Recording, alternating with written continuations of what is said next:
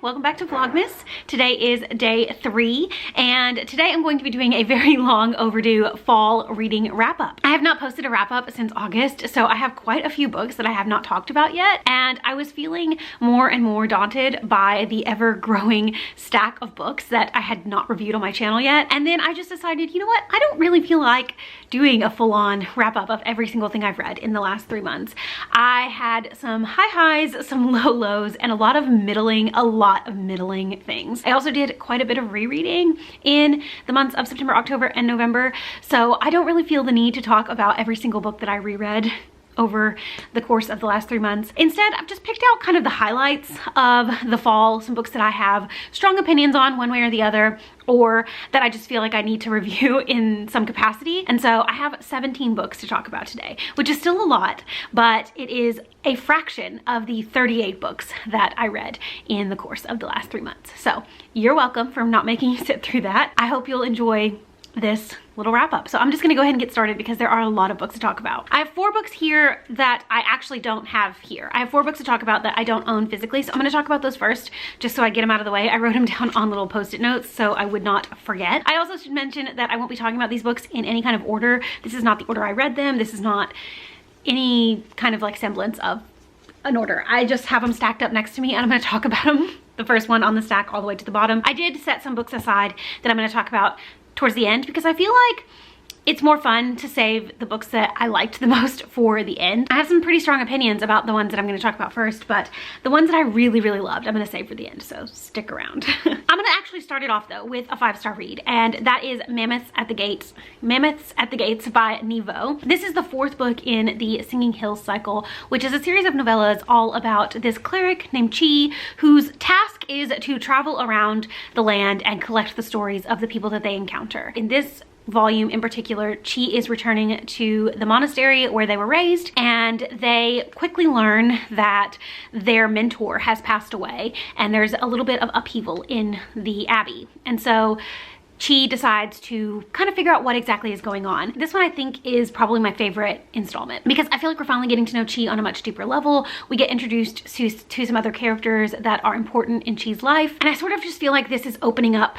the whole realm of the story. I don't know, I just really liked it. I connected with it, and I had a good time while I was reading it. I would highly recommend checking out the Singing Hill cycle. The first book, The Empress of Salt and Fortune, is really fantastic. It's such a great introduction to the series, and then each installment sort of like progresses the story a little bit. You get little bits and pieces of this world and of the characters, and then like I said, this 4th installment definitely just sort of like feels like a culmination of everything that we've learned so far about Chi and of this world. And I'm excited to see where Chi goes next, and I'm excited to keep learning about this world and these characters. On the complete opposite end of the spectrum, the next one is Midnight is the Darkest Hour by Ashley Winstead. This is Ashley Winstead's 3rd adult like mystery thriller sort of story. This is about a woman whose life has sort of been tied to this town and she's never really left. And at the start of the book, a skull is discovered in the bayou near her house, near the town that she lives in. And it sort of brings up these memories that she has of being a teenager and some things that happened in her past. A mysterious figure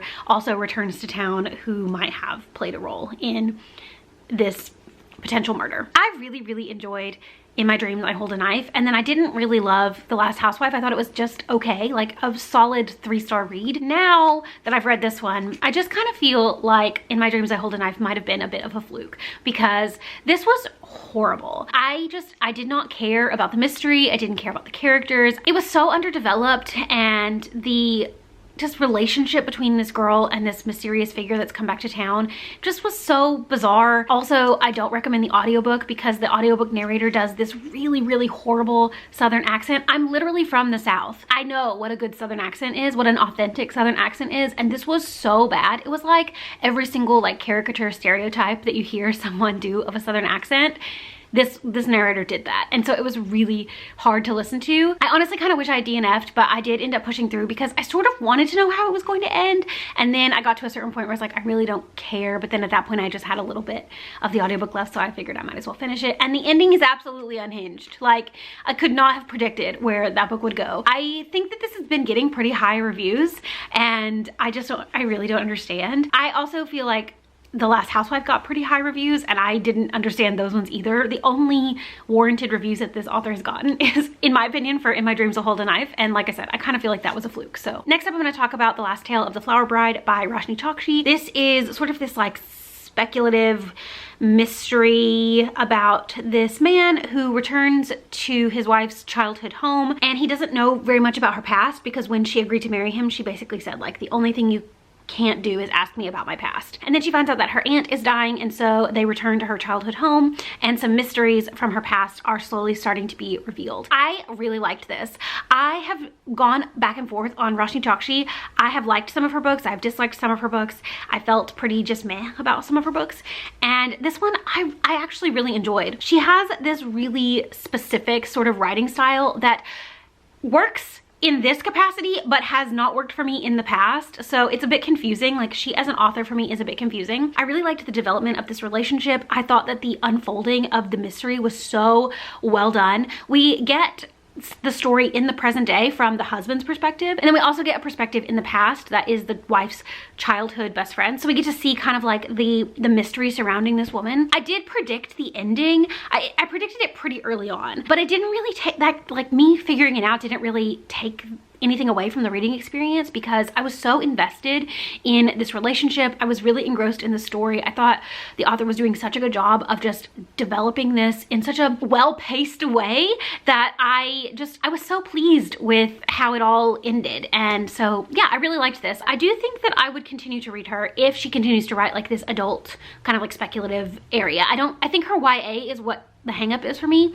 In general, I'm just not reading a lot of YA anymore, so I think that might have a lot to do with it, but I would read another adult fantasy from her. The last of the books that I don't have here before I jump into all the physical books that I have next to me is How High We Go in the Dark by Sequoia Nagamatsu. This is a sort of collection of short stories that have kind of like a line that ties them all together. There's like a story that ties them all together. It's set in our world, but there is a pandemic that has been unearthed, like this 30,000-year-old pandemic that has been unearthed and is wreaking havoc on the planet. Each story is sort of how the society has kind of dealt with the pandemic and how characters and different types of people are affected by what this pandemic has done to the world and to the society. It's sci-fi, it's sort of futuristic, it's set slightly in the future. Like, we start out slightly in the future from like our present day, and then it continues to move forward. I read this because a lot of people described it as sort of like Station 11-esque, which is my favorite book. So I've been sort of interested in it for a while. I would say that this book is a perfect mashup of Station 11 and Sea of Tranquility. These two books have similar enough qualities to this book that I think it's a pretty apt comparison. If you like these two, you'll probably like this. I did enjoy this book. I thought the writing was really good. I think we all know what I'm about to say. If you've been around my channel for any length of time, you know that I just don't really like short stories. I just am not the biggest fan of short story collections, and I thought that this one would sort of be different because it's kind of a narrative, except for it's in short stories, and each story is told from a different perspective. And yes, you might get some of the same characters told through different lenses in each of the stories, but it's still a book of short stories that tells a story. I did think that I would like it more because of that, and I'm not saying that I didn't. I definitely understand why people love it. It wasn't the perfect book for me, but I didn't hate it. It wasn't a horrible reading experience. I would definitely read more by this author. In fact, I have another of his, I think it's another collection of short stories on Libro FM, so I might read that at some point, or I definitely will at some point read that. But I would definitely be interested in reading like an actual like full-length novel by him, because I did think his writing was really strong and his characterization was really strong, and I think he has some really good ideas and a lot of interesting things to say. I just didn't really like the package that these things were wrapped up in. While we're on the short story kick, I might as well talk about a couple of other short story or short story adjacent collections. This is Exhalation by Ted Chiang. These are all like kind of like soft sci-fi stories. Most of them are set in this like real world setting, but there's an element of sci-fi in them. I was really excited to read it because everybody seemed to love it. And again, like, there were some real standouts for me. Like, the first story in this collection, The Merchant and The Alchemist's Gate, was really good. And then I also really enjoyed the final story in the collection, which is called Anxiety is the Dizziness of Freedom. Those were like the two stories that really stuck out to me. Like, they kind of really bookended a bookended, I'm gonna go with it. Bookended a sort of meh reading experience. Honestly, the middle, like I liked him in the moment, but now I probably couldn't tell you a single thing about any of them. I think the writing is incredible. I would definitely, again, a full-length novel by Ted Chiang is something that I would eat up, but short stories, I just really think that I need to give up on them. So yeah, I mean, that's my hang up. That's my, like, I don't know, my one drawback as a reader is that I just can't get into short story collections. I try, and I want to love them so bad. That's why I keep trying them, but I really think it might be time for me to just let them go. This is not a short story collection, but it is similar enough to a short story collection that I'm going to talk about it now, and that is They're There by Tommy Orange. This is about a set of Native Americans living in California as they all prepare for the big Oakland powwow. I think, big Oakland powwow. Couldn't remember if it was big or great, but the big Oakland powwow. Each of the characters in this book is struggling in some way with their identity, and so that really is like the big thing of this book is identity and place and self and culture. And I really enjoyed this. I feel like the drawback of this for me is that it is so short and we follow so many characters that it's really hard to get to know each of these characters in a way that made me care about each of their stories. There were definitely some characters I feel like that got a little bit more page time that I connected with more than others, and I wish I had gotten a little bit more connected to some of the characters, especially because they ended up being pretty big players towards the end of the book. But this was really good, and I found out that there's a sequel actually coming out in early 2024 that takes place after the events of this book. I think it'll be a really interesting read. I'm definitely going to pick that up. I think Tommy Orange is an incredible author and definitely someone that I want to continue to check out. So if you haven't read this, I would highly recommend it. Next up, I'm going to talk about Kindred by Octavia E. Butler. This is a sort of classic sci-fi novel. This is about a woman named Dana who is married to a white man in the 70s, and one day as they are moving to a new home, she sort of travels back in time to like plantation days, and she figures out pretty quickly that the people that she has encountered in this timeline are distant relatives of hers, and she kind of has to figure out like what the point of her traveling back in time is and figuring out how to make sure that she doesn't like change the entire course of her family's history. I've been interested in reading Octavia E. Butler for a while because of like the foundation that she's built in the sci-fi world, but this I do feel like had some flaws. I think namely like the writing style is what held me back from giving it anything higher than like a 3.5 4-star rating. It keeps you at a distance. Yes, I sympathized for Dana and I really wanted to know, I wanted to see how she was going to get herself out of these predicaments, but I don't feel like I ever really got to know her as a character.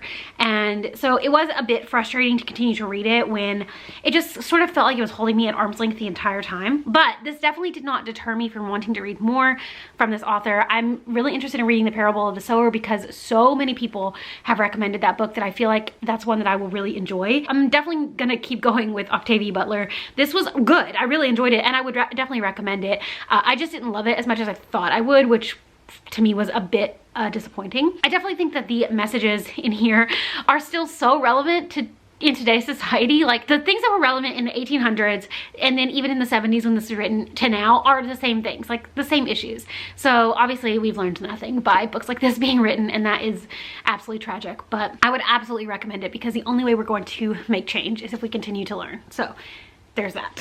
A book I'm a little bit nervous to talk about just because it's so well loved by so many people, and I almost don't understand. I understand to a certain extent. Anyway, it's Gideon the Ninth by Tamsin Muir. This is the first book in the Locked Tomb series. This follows Gideon, who is essentially an indentured servant on the Ninth Planet.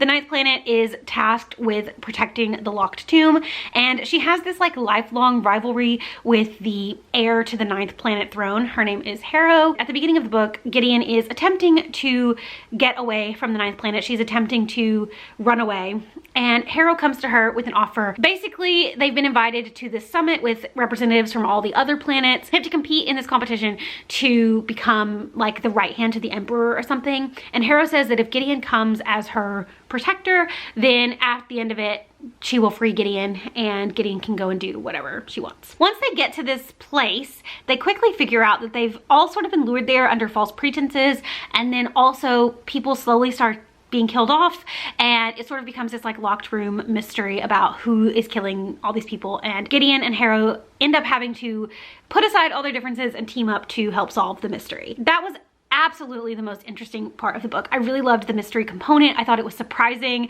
I thought all the twists and turns were really well done, and I was really genuinely like surprised by how some of the things turned out. I also really enjoyed reading the dynamic between Gideon and Harrow. I do feel like it dragged on just a little bit too long, like the enemies thing, because you can see that there's sort of this like weird friendshipy sort of bond there. Even from the beginning, there's like something there. And the fact that they like spent, I think probably like 60% of the book pretending to still not like each other was a bit infuriating, because once they like decided to team up and actually help each other out, it was so funny. Like they were so interesting to read, and I kind of wish I had had more of that. Like that's really what I wanted more of, is the relationship between Gideon and Harrow. But ultimately, I think that this book's downfall is the writing style is so crazy. It's weird, and it just didn't really jive with me. Also, the book itself is so confusing. There's all these terms, and you're sort of just thrown into this world and the action, and there's no real explanation for what any of these things are, but the pace is so fast. Like things are happening, they're moving, and it is constant, and there's never really a moment to like actually figure out what the plot or the story is, or even like what the magic system is, because you can't take a breath or you'll absolutely miss something. Yeah, I think I'm fine leaving this as just like a one and done. I did a little like search on Goodreads. I went through the reviews for Harrow the Ninth, and I wanted to see if people were liking, like what the level of like was for it versus the level of like for Gideon. The consensus is that the second book is even more confusing than the first, and that by the end of it you still have no idea what's going on. And I really just don't think I can read like 500 more pages of me being absolutely confused. And then also like some of the characters that I liked in this book wouldn't necessarily be present in book 2 because of, you know, dying and all of that. So I just don't really think I'm gonna continue on. I get why people like it, I guess, but it just wasn't really for me. So let's leave it at that. Let's talk nonfiction for a minute. I read The Emperor of All Maladies by Siddhartha Mukherjee. This is a biography of cancer, and it is gigantic. This is essentially just the history of cancer from like its first early like discovery all the way until present day, and present day in this case being 2011, I think, when the book was published. And it definitely was interesting. Like I definitely learned a lot about cancer. It also made me terrified of ever getting cancer, which I guess is par for the course with a book like this. I think that like the historical components were super interesting. The author also interjects like some of his own personal experiences as a oncology doctor, and so there's like one story in particular that sort of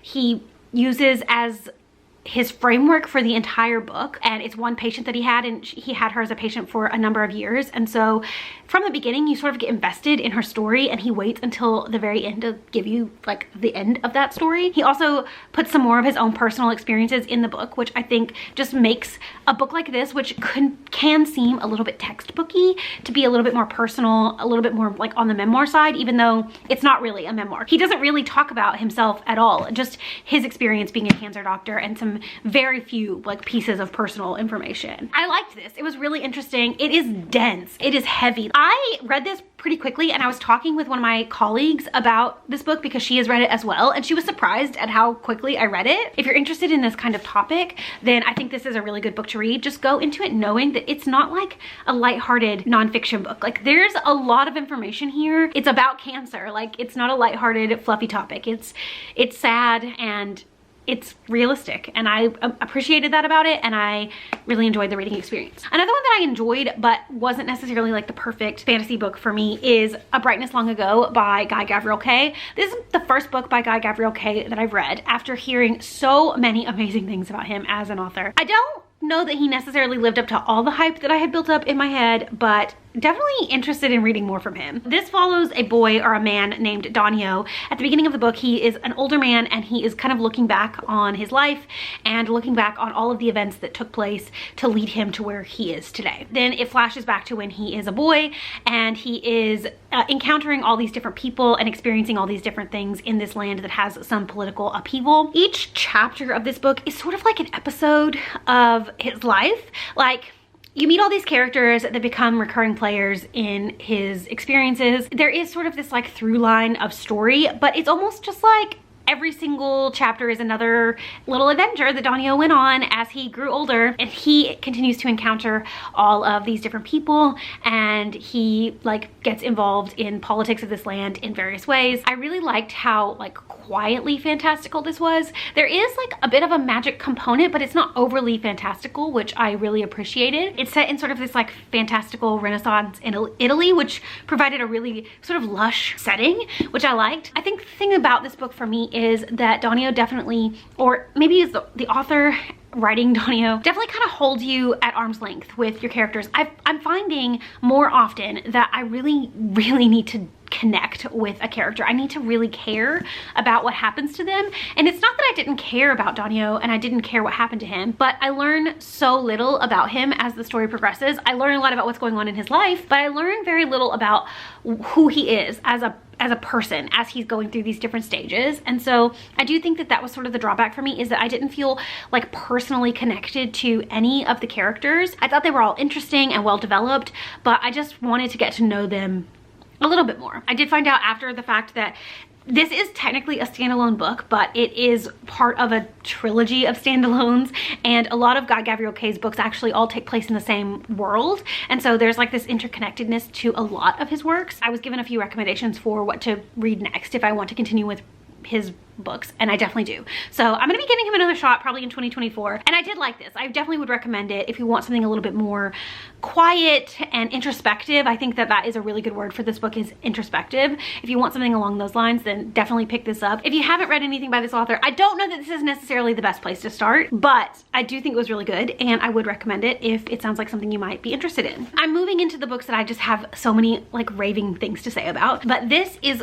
sort of on the cusp. Like, it's not quite in that raving category, but it could be. That's the thing, is that this could be a 5-star read on a reread, and that is Piranesi by Susanna Clarke. So at the beginning of this book, we're introduced to a man named Piranesi, who is essentially in this like giant house that is also a labyrinth. Piranesi has designated each room in this house as something. So this is the place where the statues live, and you know, etc. And he alone knows the layout of this house, and he knows where everything is. Throughout the course of the story, you sort of start to realize that there is something a little bit more sinister about this house than initially led to believe. But Piranesi is this very pure, sort of just lovable, almost, I hate this phrase, but I'm gonna say it anyway, sort of like the cinnamon roll character. He is a person who deeply loves knowledge. He doesn't really know very much about the world.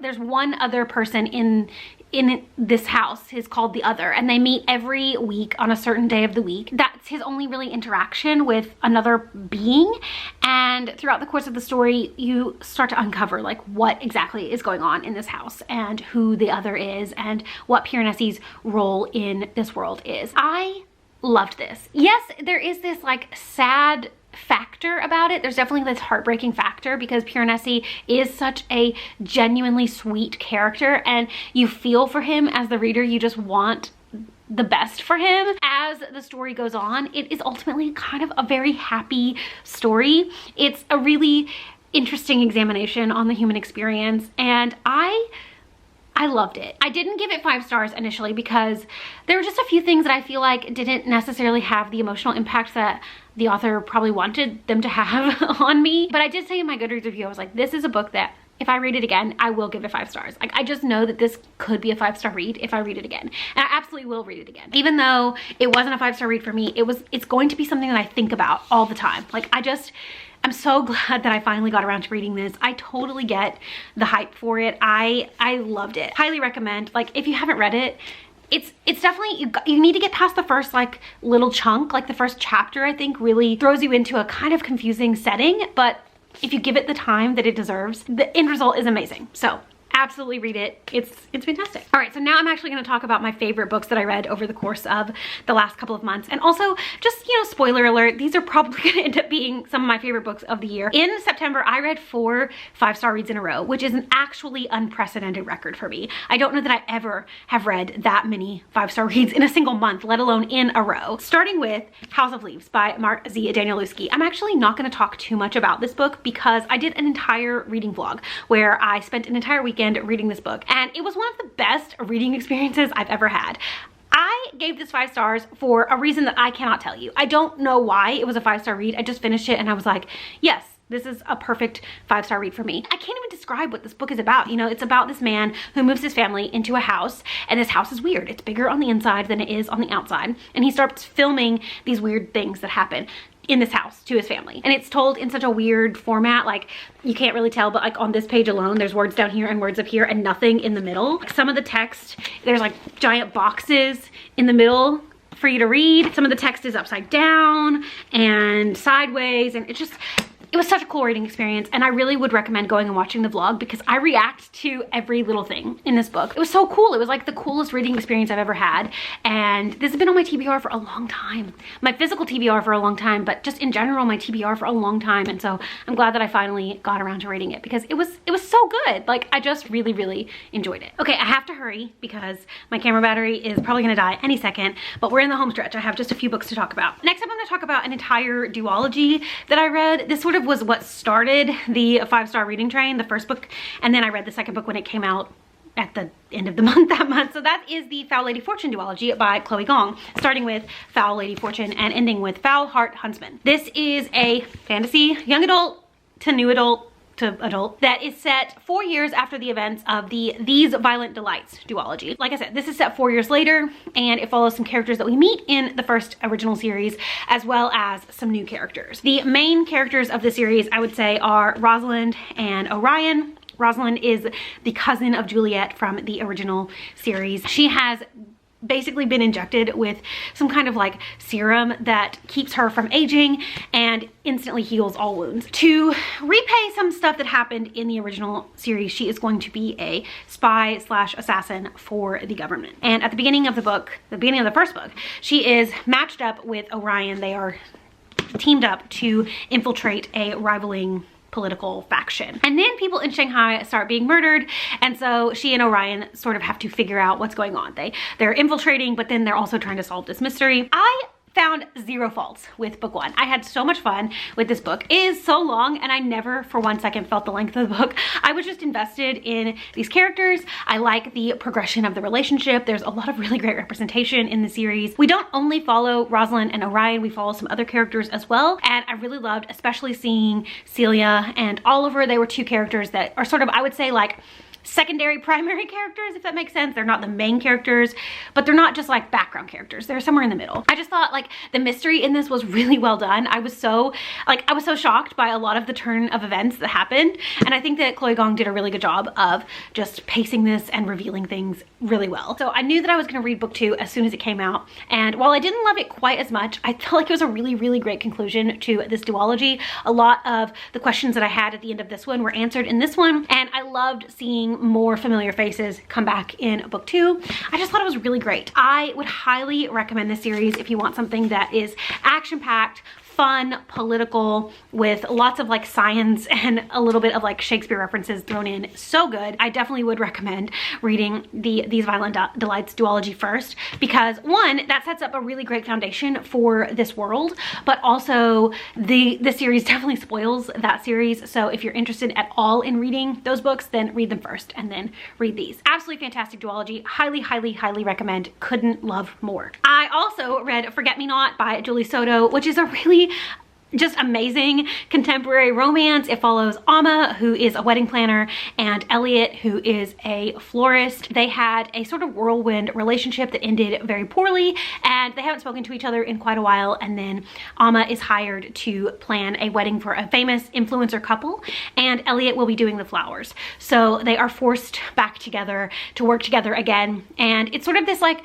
grumpy sunshine, second chance romance that I absolutely loved. Sometimes I just need something really simple, and this is a really simple, sweet romance, but there's also some really great steamy scenes. It was so good. I just loved it so much. I loved the relationship between Amma and Elliot. In the present timeline, we read from Amma's point of view primarily, and then we also get a past timeline. We get to see like what led up to their breakdown, and those are told in Elliot's perspective. Do yourself a favor and have a good time with this. It's so good, and I loved it. Lastly, I'm going to talk about what I think is going to end up being my favorite book of the year. I've said that a few times this year in wrap-ups, but I really do think that this is going to end up being my favorite book of the year, and that is The Anthropocene, reviewed by John Green. This is a collection of essays that John Green primarily wrote during the pandemic, and essentially he's taking a bunch of things that he's experienced in life and rating them on the 5-star scale. It brought me so many emotions. It made me happy, it made me sad. John Green understands the human experience in a way that makes complete sense to me, and I absolutely loved this. I initially listened to the audiobook because John Green narrates it himself, and I just knew that was going to be an excellent experience. And I was about, I think, like halfway to 3/4 of the way in this book when I realized that this is a book that I'm going to want on my shelves, because it was already like creeping up the ranks for me. So I bought it, and I can't wait to reread it. This is a book that I know no matter how many times I read it, I'm always going to learn something new. I'm always going to get something else out of it. It was absolutely incredible. I just loved it. I don't really know how to describe how much I love this book, but it is fantastic. You get the gambit of things: sports teams, technology, emotions, songs. It's just like everything is in here, and John Green just compiles it together in such a interesting and unique and fun, very John Green way, and I just absolutely loved it. So those are the highlights of the last 3 months for me. It was an up and down reading experience, as you can tell, and I didn't even go into the detail about a lot of the books that I actually didn't have really anything to say, because like I said at the beginning, it was a lot of middling books. Hi, I was just editing this video and I realized my camera battery died at the very end of me filming yesterday, and then I filmed like a little outro clip on my phone, and when I put that clip onto my computer, I guess the file got corrupted or something somehow. So I'm doing it now. But essentially I was just saying that if you want to see full reviews of everything that I read that I didn't talk about in this video, then you can always go and check out my Goodreads. That's always linked down in the description. And that's pretty much it for this video. So let me know down in the comments if you read any of the books that I mentioned in this video and what you thought about them. Do you have similar or different opinions to me? I'd really love to know. Also, let me know some of your favorite books that you read over the last couple of months, or maybe like your favorite book that you read during the fall season. I'd really love to know that as well. Thank you so much for watching. I hope you enjoyed this video, and I will see you again in a couple of days. Bye.